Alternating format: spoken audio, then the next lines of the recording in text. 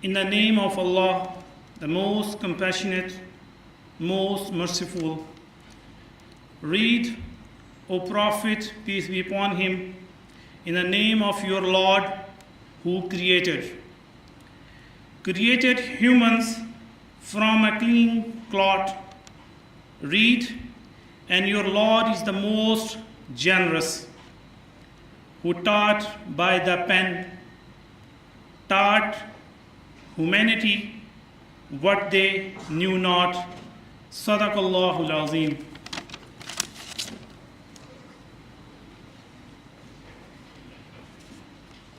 Ladies and gentlemen, there is a slight change in today's proceedings. Until Mr. Ali Farid Khwaja and Mr. Wood gets here, we'll now invite Mr. Awais Khan, otherwise known as Elvis, who is the Managing Director of Global Equity and Macro Sales in Dubai, Jefferies, to take over until they get here.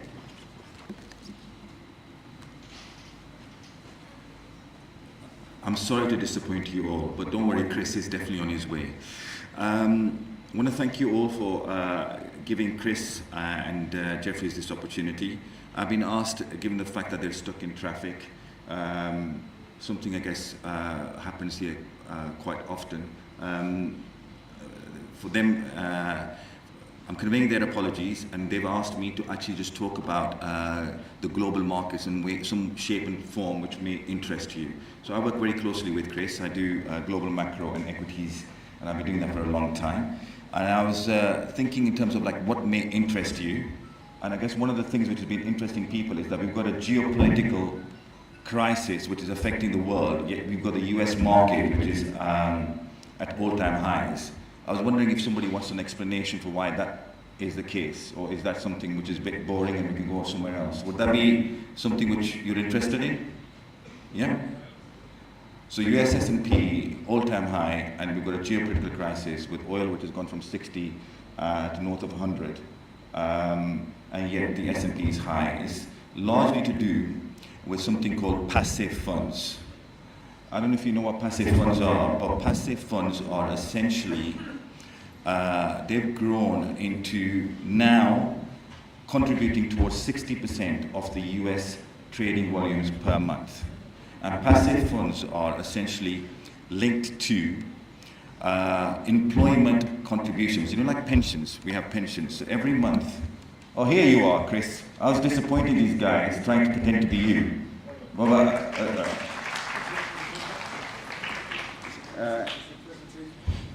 Ali, do we have a laptop? You mean in terms of the presentation? Let me just find out. Well, you've got this here. Okay. It's on the back, so you'll have to just talk personally. My God, you've been spared.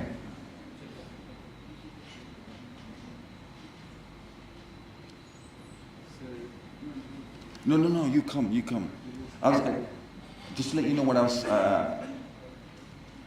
I was beginning to tell these guys about the US market and why it's at an all-time high and the advent of passive funds. Right. So maybe we can start with that and then we can take it from there. How are you? Are you okay? And when he wants to move the presentation forward, yeah, you will know what page or This is the present. excellent. So next, and then you can try that. Guess Say next. Okay. yeah, there's a copy here.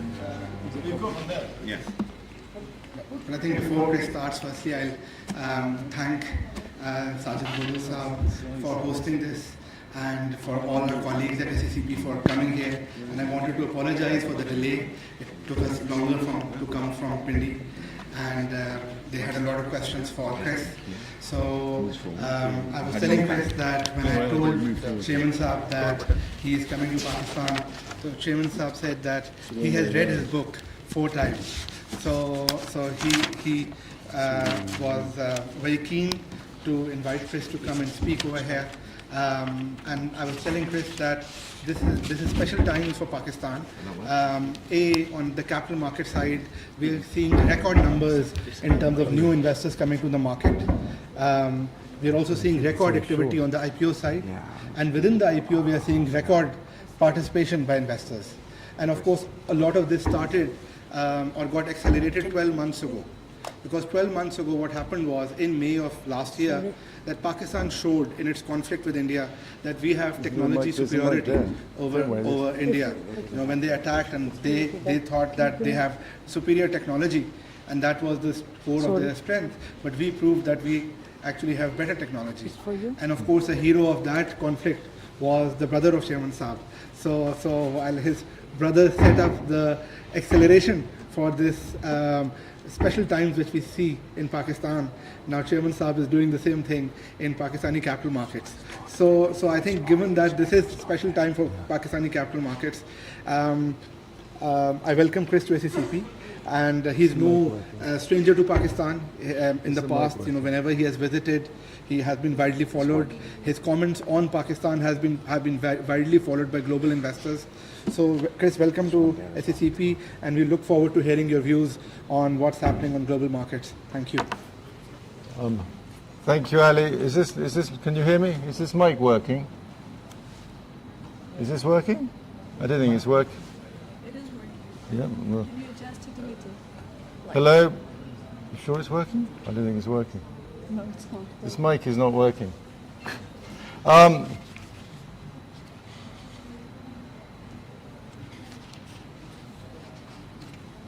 Is there another mic? No. I will start. Hopefully we can get the mic working. Sorry to be late. You need, the microphone's not working. Yeah? There's no microphone here. There's the other one. Hello? It's not working. The microphone's not working. Hello? Is it working? Okay, hopefully you can hear me. I'm going to be running through, I'll try and keep this relatively short as we're so late, but I'm going to run through some charts, and I'm going to start with the US situation and the global situation. So the first chart on this presentation is the VIX index, which basically represents risk aversion in global stock markets. And what you can see in this chart is the so-called VIX, compared to previous episodes or crises, has so far... Can you hear it? No. Yeah, I need to wear it. Yes. I can help you if you can come here. Can you hear me now? Sorry for... Hello, that's much better. A lot of feedback. So the VIX has risen hardly at all in this time around compared to a year ago. Apologies, let's try this. When we had the announcement of the Trump tariffs, and the reason there's been such a small gain in the VIX index, and why markets have been so resilient, is that most people in the markets have been assuming ever since this Iran crisis or war began that that Trump was going to. The term is TACO.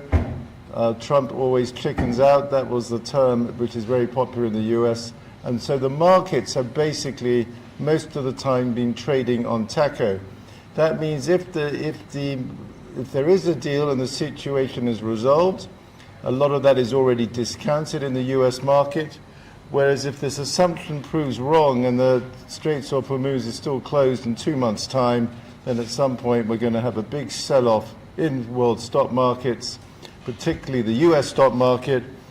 So for now, the most interesting development is that the bond market has started to behave negatively, but the stock market is still acting like a deal is going to happen at any time. And frankly, like most other people in the markets, I've been assuming that Trump was going to TACO too, but there again, I never thought he was going to attack Iran in the first place, because I couldn't understand. I thought it was a very risky move for himself domestically, because attacking Iran, while it suits the Israel agenda, in my view, is very risky domestically, because all the polls show that the Americans are against the Iranian war. The polling on the war is worse than at the worst point in the Vietnam War in the US. Meanwhile, Trump's polling on managing the American economy is at very low levels, even though the US stock market is at an all-time high. So clearly Brent crude oil has gone up a lot, but it can go up a lot more if the Straits of Hormuz is still closed in 2 months' time. And we aren't at a high enough level yet to cause demand destruction. In the big picture, this shows America has a huge dominance of world stock markets.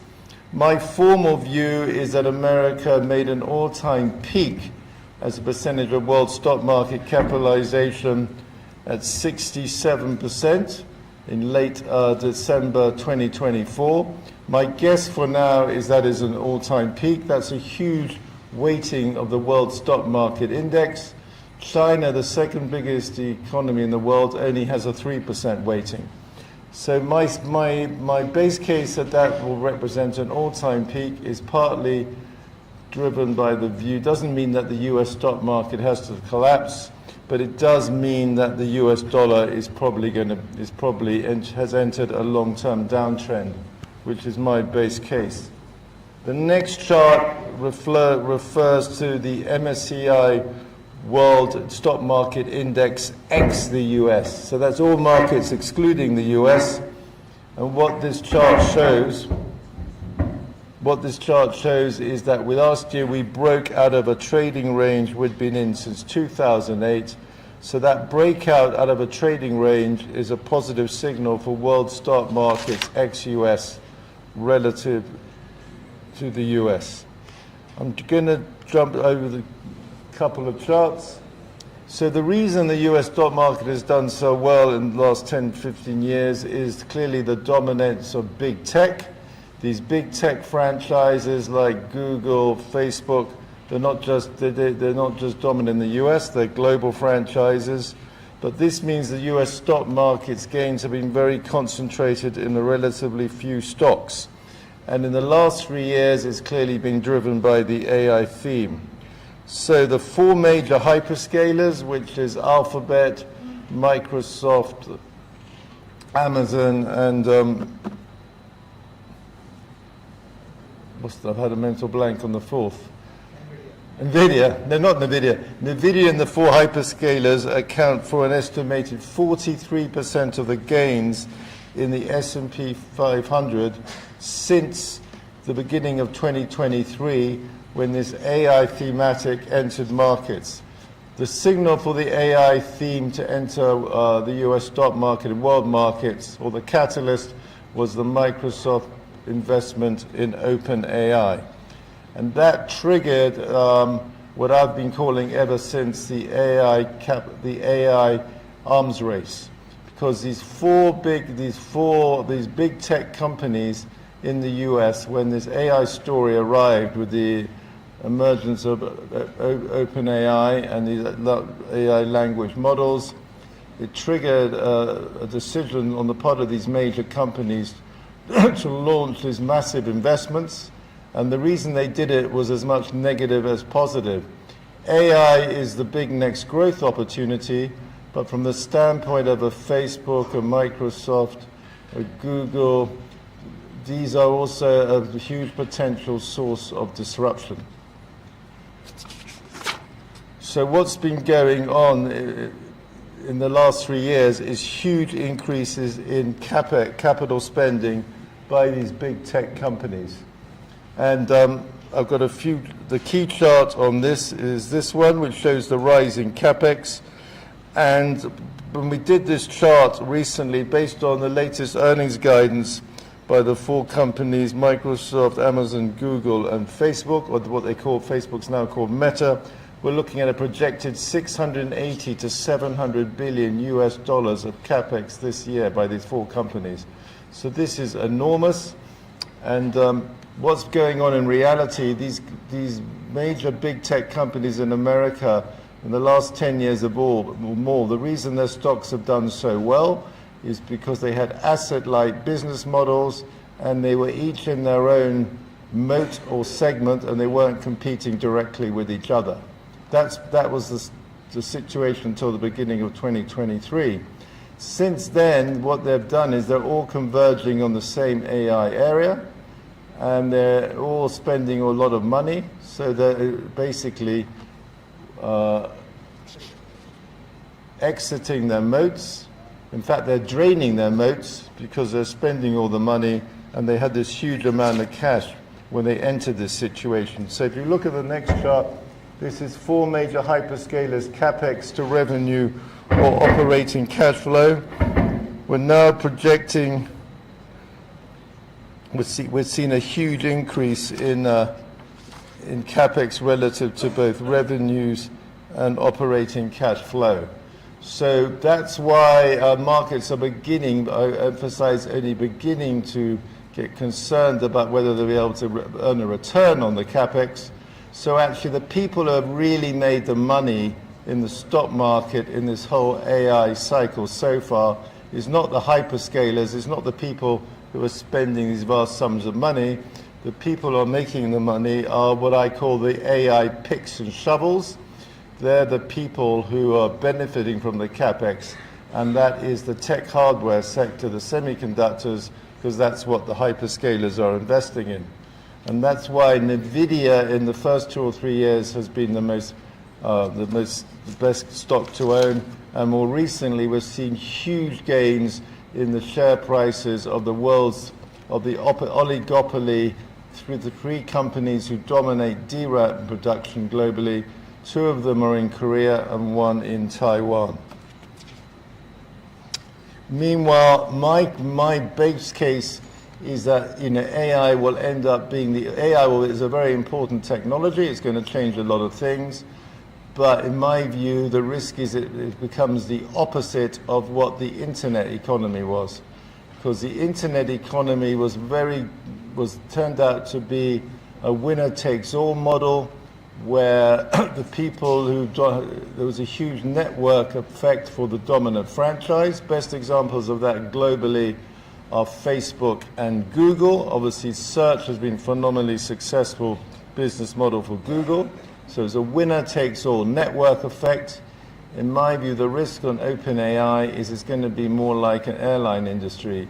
It's going to be very CapEx intensive, and it's not clear what is the differentiating advantage of all these different AI business models. So from the personal market standpoint, we don't clearly have a clear winner. It's a different story in the corporate market, where I think you've got evidence of monetization in AI is in the corporate market with Anthropic, because corporates are each going to want to have their own small language model with their own specific proprietary database tailor-made for their own use, because that's where I think you can make money in AI. But on the personal market, I'm skeptical. But what's been going on in the last what's been going on ever since Google launched its Gemini product, you can see on this chart that while OpenAI, which was the dominant large language platform before Google launched about a year ago, basically OpenAI has been losing market share to Google ever since. Meanwhile, the other interesting issue raised by OpenAI is what's going to happen to software. So the real money in terms of tech stocks since this AI story began has been made in the hardware, particularly the semiconductor makers, but we've had a big sell-off in software. So many years ago, in about 2011, a famous Silicon Valley venture capitalist said that software will eat the world. That turned out to be correct. Now the issue is whether AI will eat software. And as for the US economy, basically nearly 50% of the growth in the US economy last year and first quarter this year has been driven by AI capex. In the big picture, obviously the market focus is on the US stock market when it comes to AI. But in my view, and the long-term winner in AI could turn out to be China, not the US. There's 2 things you need for AI. You need compute and you need energy. The US is ahead of China in compute, but much less ahead than it used to be, because the US, in my view, made a strategic error a few years ago when it's tried to stop the Chinese buying the American advanced semiconductors, because that move was a massive incentive for the Chinese to upgrade their semiconductor expertise so they ceased to be reliant on the US. And so obviously the Chinese were banned from buying the most advanced NVIDIA chips, for example. The signal or message coming out of Beijing in the last 4 or 5 months is they no longer want NVIDIA chips precisely because they want to make sure they're self-reliant. Well, so while the US is ahead of China in compute, it's less ahead than it used to be, but on energy, China is massively ahead of the US. So this chart shows increases in power generation capacity in China and the US. The green bar is China, the blue bar is the US. So it's just massive increase in capacity in China relative to the US. And the next chart shows the total electricity generation capacity between China and the US. And you can see China is way ahead. Why is China so far ahead? Because China has done a brilliant job scaling up its electricity grid and utilizing the most advanced battery storage technology, where the key company is CATL. And what that has meant in reality is that China has more or less solved the problem of renewable energy, which is storage.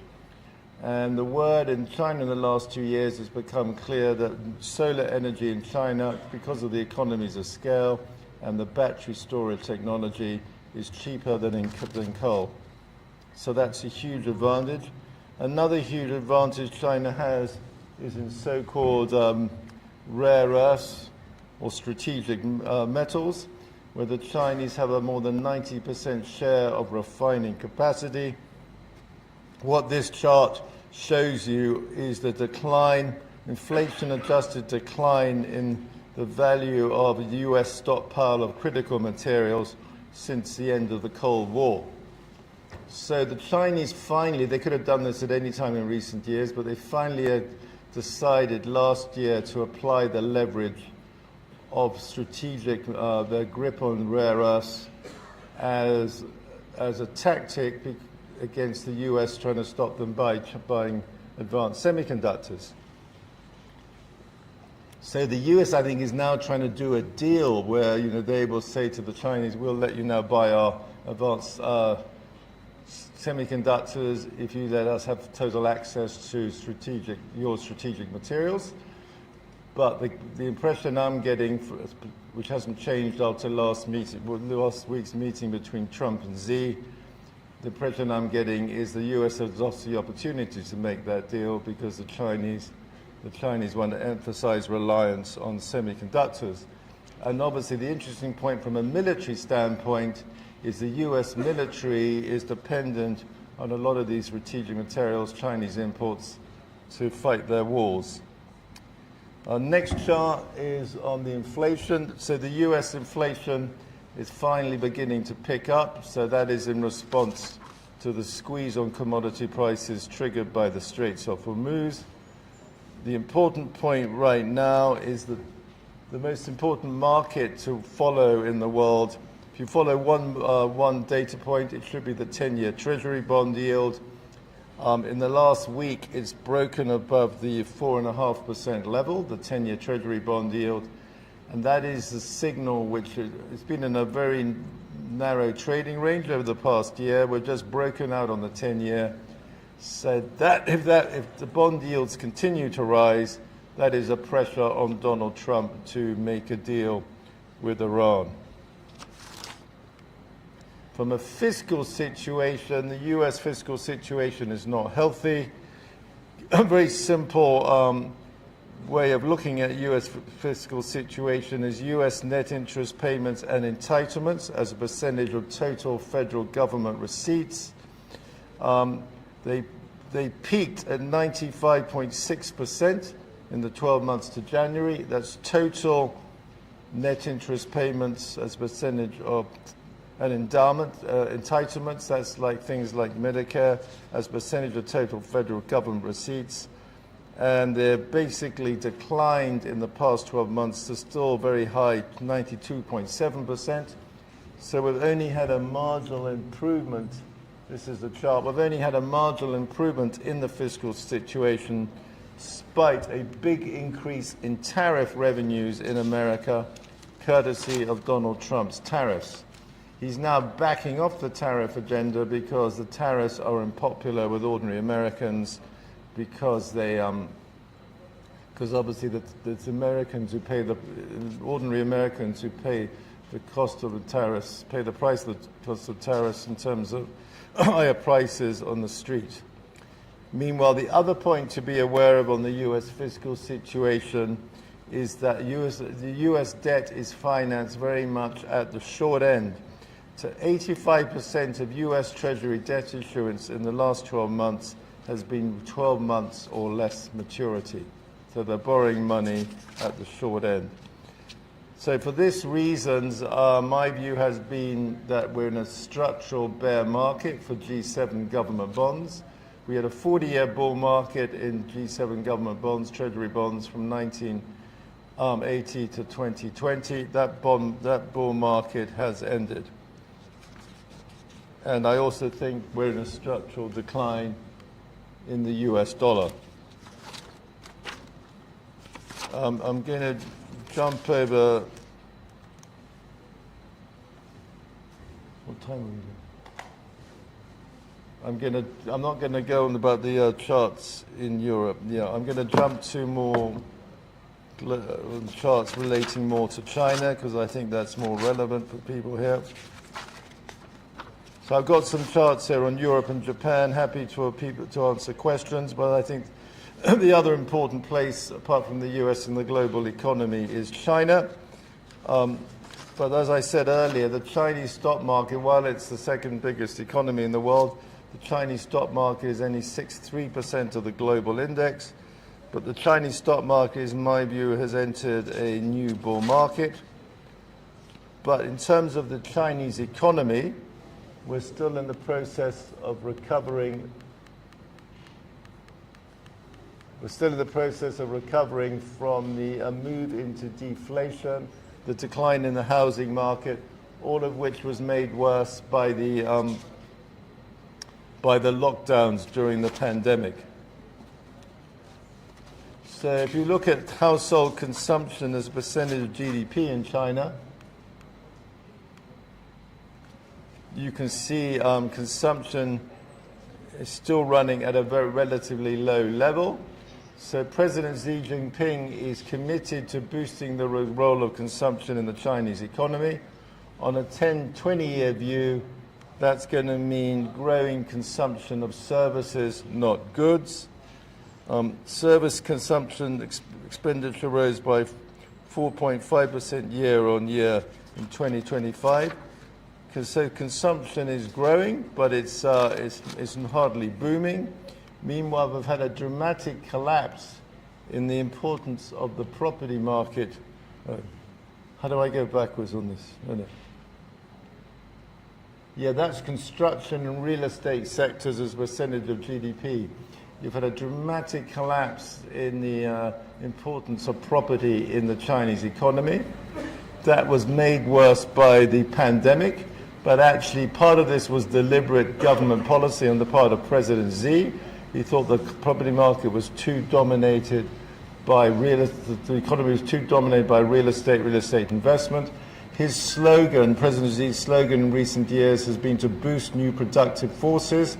What does that mean? That means pursuing development of high-tech sectors like AI, robots, and it means China being self-reliant in all these technological sectors. So part of this collapse in real estate market is induced by the Chinese government. However, the interesting point, in the major cities like Beijing, Shanghai, prices are down 30-40% from the peak, but we do not have a negative equity mortgage debt crisis. Any other country in the world with price declines in major cities that much would have a mortgage debt crisis. The reason you don't have that in China up yet, and I don't believe you will get it, is because loan-to-value ratios, even at the peak of the property boom in China, were not over 50%. initial evidence is that property market's beginning to bottom in the biggest cities. Meanwhile, we've got the same AI story in China as you have in the US, but the difference is the Chinese are spending much less money on the capex. So I said earlier, the 4 hyperscalers are projected to spend about 700 billion US on capex this year. China's AI capex budget is currently going to be 70 billion US this year. So they're spending much less money, more efficiently. They've got this big advantage in energy. That's why I back the Chinese to prevail, to be very formidable competitors to the US on AI. China is also going to become a tech player. This is exports of semiconductors in China, which are rising sharply. These are not at the most advanced areas of semiconductors, but the Chinese are making strides in semiconductors, and it's a matter of time before they're competing with the best players in DRAM. China is known for exports of goods, but you can see exports of digitally delivered services in China are now surging. Part of that is AI related, Chinese exporting tokens. So 48% of China's total exports of services are now digitally delivered services. Meanwhile, China remains the dominant winner in manufactured goods in terms of being the dominant leader in manufacturing of goods. This is China's soaring trade surplus. And the other interesting point in recent years, Chinese exports have been increasingly going to what people have called the global south. So the share of exports to the G7 going down, share of exports to global south keeps rising. And net exports are the biggest driver of GDP growth in China.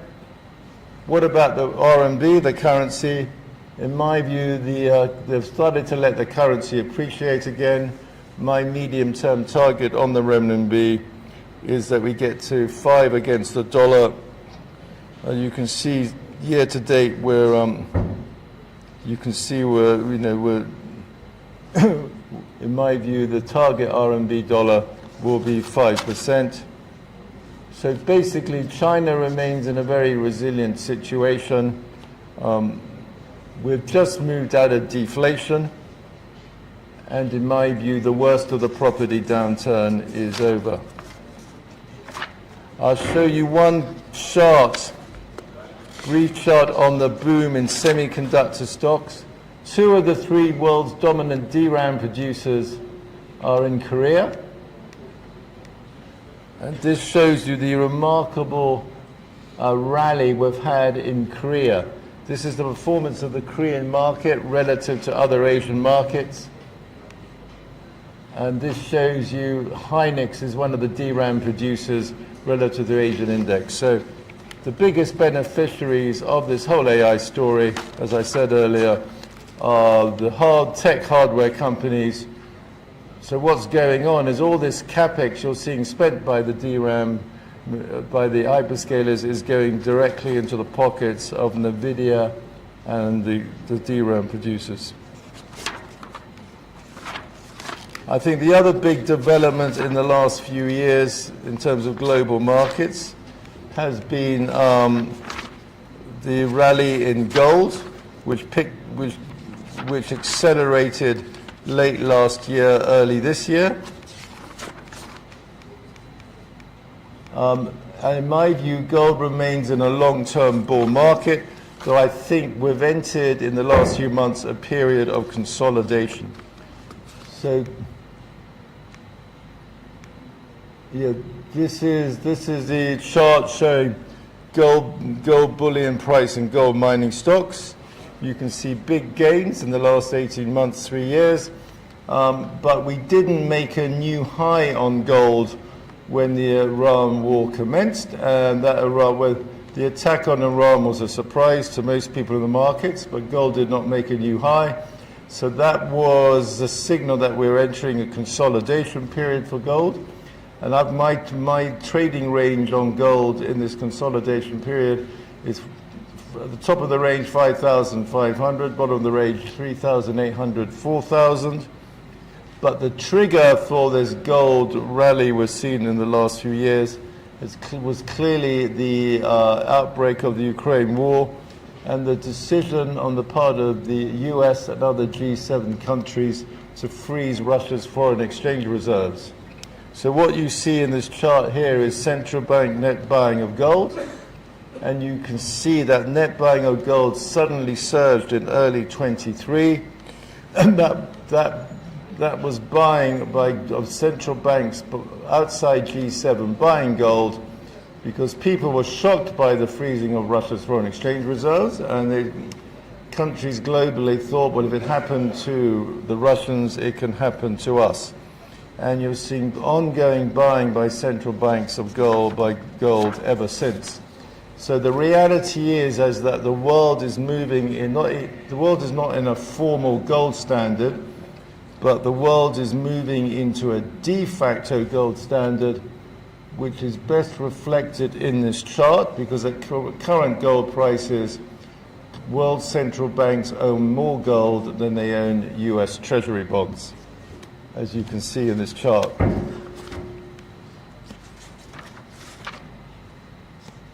And the other interesting related development is the share of world foreign exchange reserves.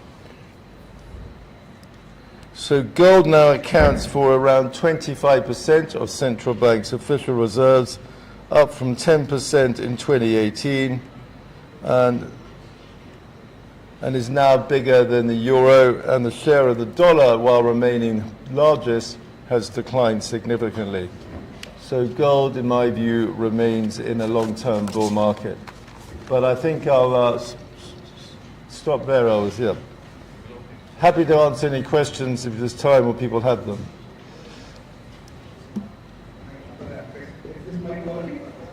Chris, why don't you have a seat over there? Hello.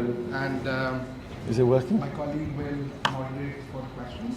And firstly, thank you so much for that insightful presentation. There were 3 points which I thought were really important for me. Does it work? Can you hear me? Not too much. Okay.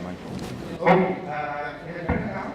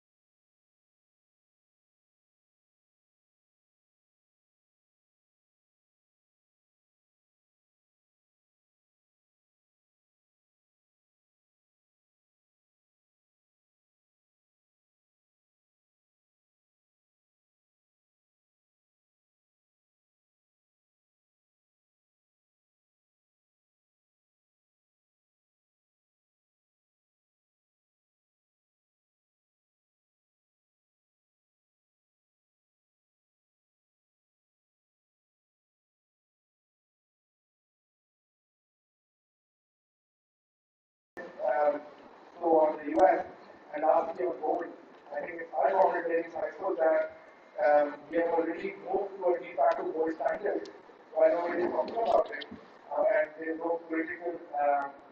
It's easier to move in a de facto way because that means it's happening organically rather than somebody coming with a hammer and saying, "No dollar will go down and move forward because move that and political implications." But Chris, I thought that this slide for the first time and blown me away. That shows that gold is a significant or really significant part of the world option for reserve. Thank you for that, Chris. Now we are open for questions. And we for moderation. I think there is a mic and hopefully that might very well. And please ask the question. We have 40 minutes of Q&A. That's a good summary. Very good summary. Very good summary. Thanks, Susan.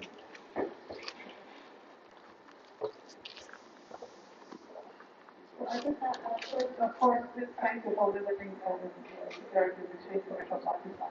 So with the observation that Alifab also had, I mean, with most of the global funds being concentrated in, I would say, AI and US-driven, equities.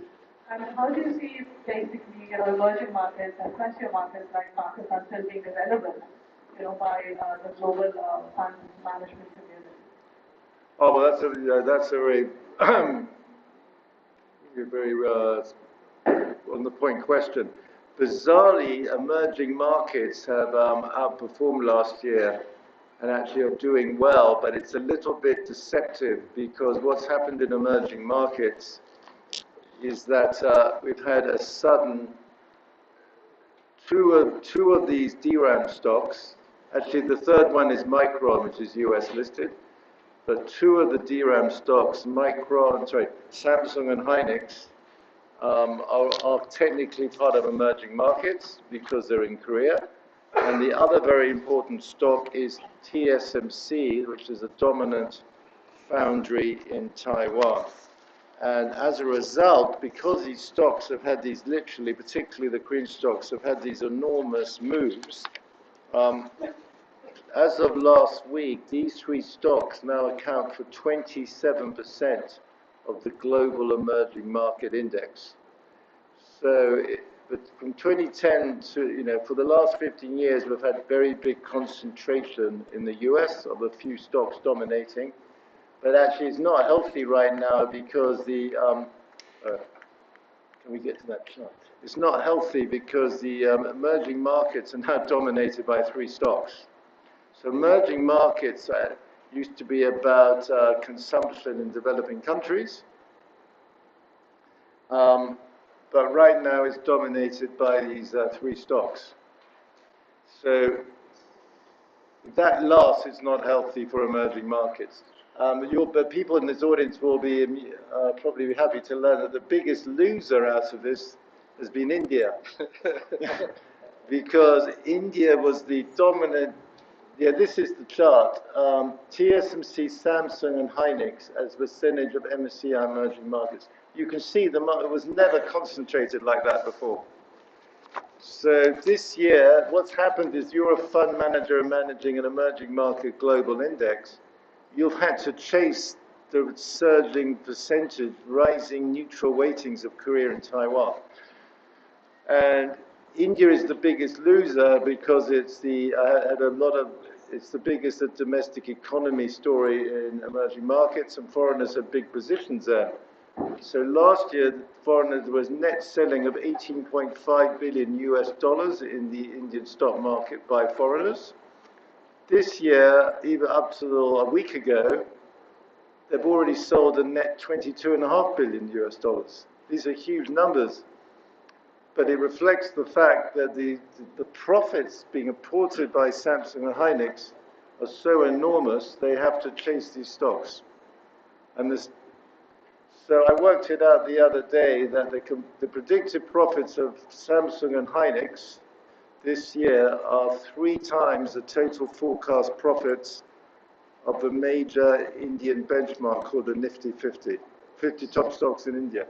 3 times. On the frontier markets, I'm very keen on frontier markets as an asset class. The problem is I'm about the only person who's keen on frontier because global institutions have only allocated about is it $5-6 billion to invest in the frontier asset class. Because all these big institutions have a lot of money allocated to so-called private equity, private credit. Does anyone else have any questions? So hopefully, Chris, given the fact you are positive on frontier market, I'm sure you'll be able to convince some of that capital to flow back into frontier market and also flow to Pakistan. I have a question. You have been looking at Pakistan for many years now, and you have seen it change. You have seen various cycles. When CLSA came in, you came at that time as well, and you have been following the market. Any change which you notice, and any advice for Pakistan in terms of how can we go back to emerging markets index, and how can we attract more foreign investors? Well, I think foreigners have been coming back into Pakistan last 2 or 3 years with the macro stabilization. So the most important thing is, frankly, that people start wanting to invest in frontier markets again. That would be huge, or indeed in emerging markets. And for that to really happen, you need the institutions to stop. Right, in the last 10 years, everybody's wanted to invest in what they call the private markets, private equity, private credit. I'm talking about on the global stage, particularly in the US. In my view, private equity, private credit is the big bubble globally, particularly in the US. And I believe all these big institutions, endowments, will end up losing a lot of money in private equity, private credit. The whole approach of investing private will be discredited, and then you'll get flows back. But in the short term, I think a very important, very positive thing for Pakistan, which is something I haven't seen before, is Pakistan's profile globally has just increased dramatically in the last 2 months, with Pakistan's clearly playing the critical intermediary role in these negotiations. So if those negotiations can be resolved positively, which has got to be at least a 50% chance, my guess is better than 50% chance, then I think that just dramatically increases Pakistan's profile globally and creates a huge opportunity for Pakistan's economy to take advantage of it, because it will reduce the perceived risk factor of Pakistan, and it also will create actually opportunities on the ground, because the Gulf states are never going to, the whole Gulf states status quo is never going to be the same as it was before. So I think there's huge advantages. If Pakistan can play a good intermediary role and preserve this balancing act between the two dominant powers, obviously US and China. Thank you for that, and certainly we are very proud and thankful to our leadership, government leadership, who is playing this role at such a critical time in the world, which the world has, and they are working as a trusted mediator, trying to solve a global crisis. So we as Pakistanis are indeed very proud of that and thankful for the leadership, and I agree with you that that has created a massive opportunity for Pakistan. And I hope, Chris, that at one point, like I remember a few years back, in your model portfolio, there used to be an allocation for Pakistan, and I don't see that now. And I hope that these changes and your visit and your meetings could convince you to again put Pakistan back on your model portfolio. I remember that. Good point. Do we have more questions? If not, I'll have another question. Chris, what about crypto and Bitcoin? You mentioned the bubbles in private credit and private equity. No, I don't think Bitcoin's a bubble. No, hang on, I actually did have Bitcoin in my global equity portfolio. I removed it in December, actually, partly for two reasons. One, where's the Bitcoin? Here it is, this is Bitcoin. Yeah, so I've had an allocation to Bitcoin as an alternative to gold since 2020, because I viewed Bitcoin as a digital alternative to gold, because I want to have, these are the hedges on what I call US dollar debasement. But and that worked because Bitcoin went up a lot since 2020. But I removed Bitcoin for 2 or 3 reasons in December. Once because Bitcoin, so far, I'm assuming Bitcoin's traded around a 4-year cycle based on the halving. The people who follow Bitcoin will know this. And basically, it looks like the 4-year halving cycle peaked last October at a lower Bitcoin price than I was expecting, about $120, $30. So if the 4-year cycle follows its normal pattern, Bitcoin should bottom about a year after it peaked. If it follows its normal pattern, Bitcoin could trade down to 35, 40,000. But we're just under 80,000 today. So that is a clear risk.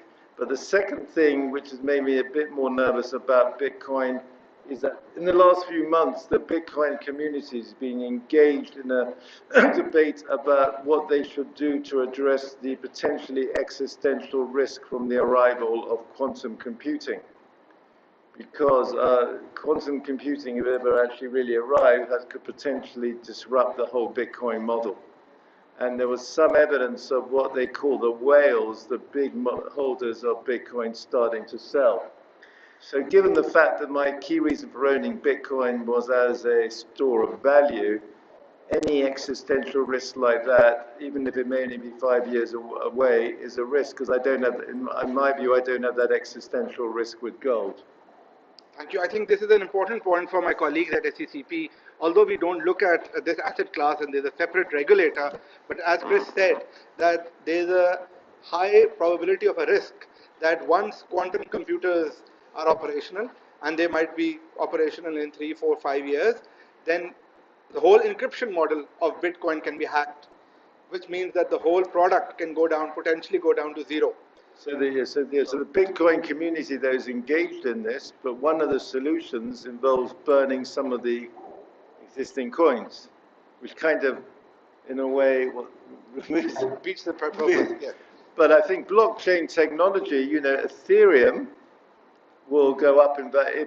More and more people use the Ethereum network. That will be long-term positive. So I'm not dismissing the whole thing. I just don't think. Yeah, I think the easy money's been made in Bitcoin. That's what I was really saying. No, I just wanted my colleagues to be aware of that so that when you engage on PIVARA or when you speak with people on your counterparts on crypto, please do raise this as well because I've not seen that in the debate in Pakistan. Chris, I know my colleagues have waited a long time, for a long time, but I have one final question. You have been a China observer and for a very, very long time. You've written books, articles on China, and I think there are very few people who understand China as well as you do. Given the fact that you are also bullish on China in terms of market, any advice on what Pakistan can do to attract more capital from that market? Recently, we had an IPO of a Chinese joint venture, it's called Service Long March, and that IPO was 17 times oversubscribed. And as you also know, that Pakistan stock market has strategic links with the Chinese stock exchanges. So what can we do as a country to strengthen these relationships and attract more capital from China? Yeah, well, so originally the Belt and Road was all about upgrading the infrastructure, right? So that happened. So obviously the next stage is you want to see concrete Chinese investment and the kind of joint venture you just discussed. So that's a huge opportunity. If the Chinese think there's a return, the Chinese will be here. But are there many examples of those joint ventures? I think this is the biggest success story, and certainly I think we would celebrate this because it deserves to be celebrated. And I'm sure that their success will encourage more companies to also come and list, and hopefully Pakistan Stock Exchange itself would be a success story. And our Prime Minister is going to China with a massive delegation on the 23rd, so in 2 days' time. So hopefully there'll be more positive news. Chris, with that, I wanted to thank you, and thank you for my colleagues for attending this session. Thank you. And I think I would request my fellow commissioner, Mr. Imtiaz Haider.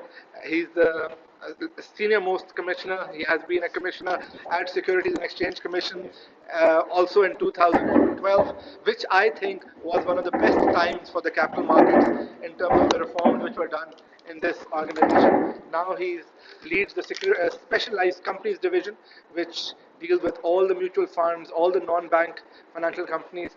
Sir, can I request you to also say some words on stage?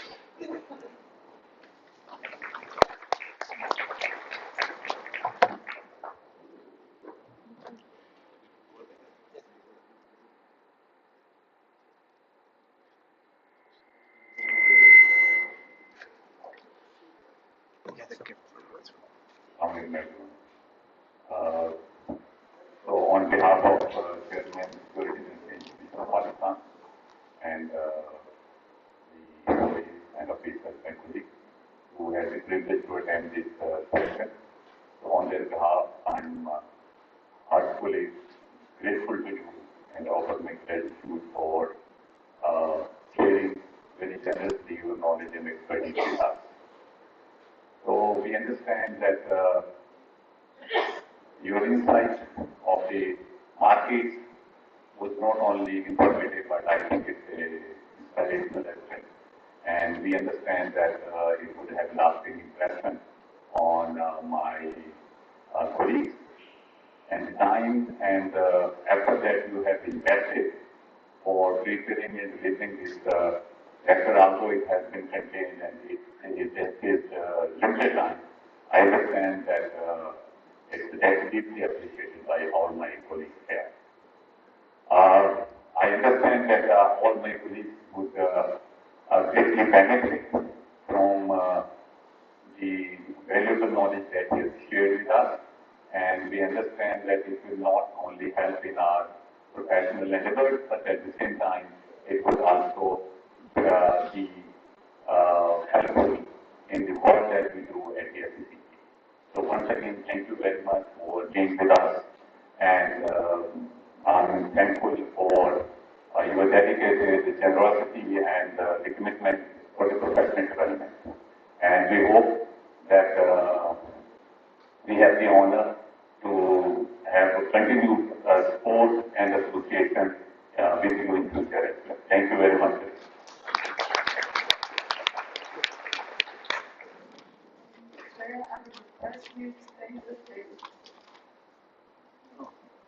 Maybe also, invite the directors and executive directors to join us on the stage for this purpose.